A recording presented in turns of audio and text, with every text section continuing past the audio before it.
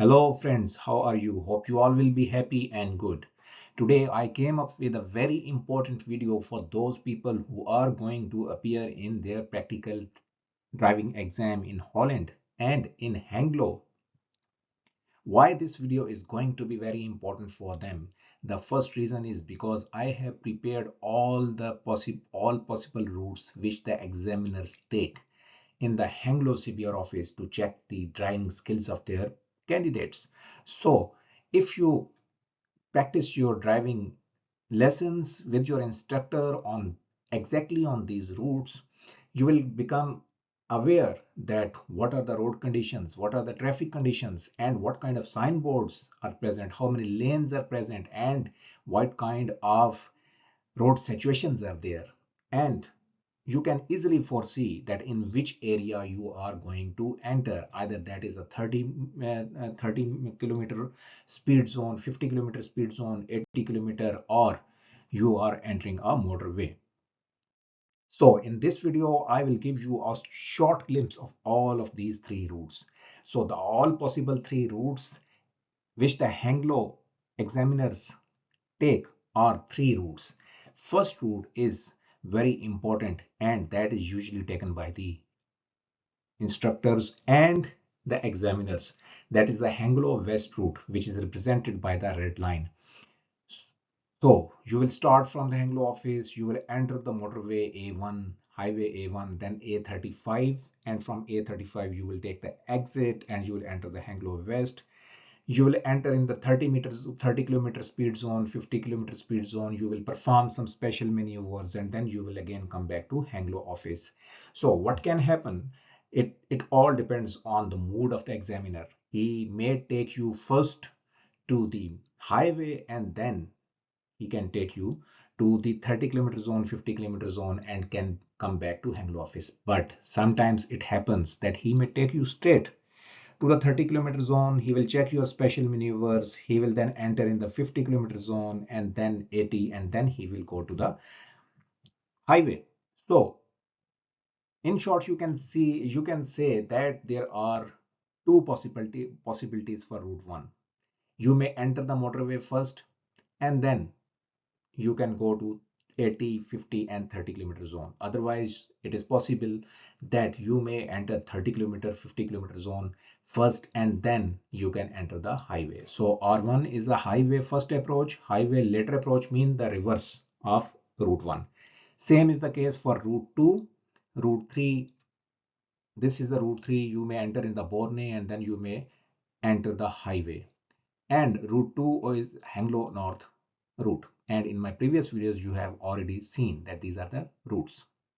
So if I tell you in detail on the zoomed view, if you are going out of the Hengelo office, and if the instructor gives you the instruction to turn left, when you will turn left, you must have in your mind that you will end up at this roundabout.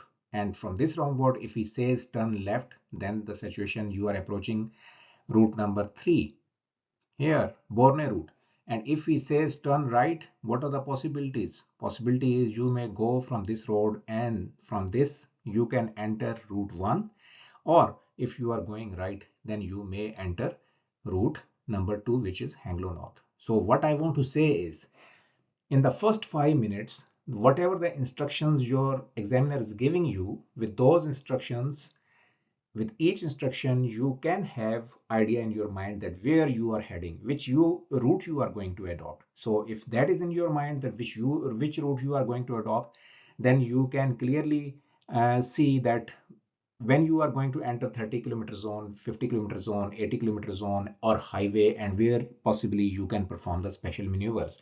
And if you also practice with your examiner, with your instructor on these routes, what will happen? You will become completely aware of the road situations and different routes, and then you can easily pass your exam in your first attempt.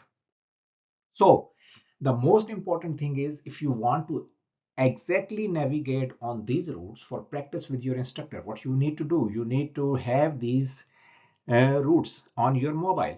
So to get those routes on your mobile, I have given the links in the description and comment section. Go to those links Click on those links and you will become able to download those KML files. And with those KML files, you can navigate on your mobile. So how to download? When you will click on the links, because those KML files are accessible through my Google Drive, so you need to access them through this link. Once you have this link, this window will pop up, and get your link tab. From get your link tab, you can download that shapefile. But if that link is not enabled, it means you have yet not subscribed on my channel. And once you will click on that, it will take you to my channel page. Subscribe my channel, come back to this tab, and this tab will be enabled. And then after clicking on this tab, you will become able to download your shapefile. Now the shapefile or KML layer of all the routes is downloaded on your mobile. What to do next? Go to mymaps.google.com. This will take you to this window. Click on this window. This window will appear. Click on this link, this tab.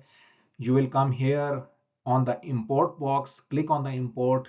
This window will appear. Browse, and after browsing, you can see where the KML layer was downloaded on your mobile. Search there, select it, and it will take to this window.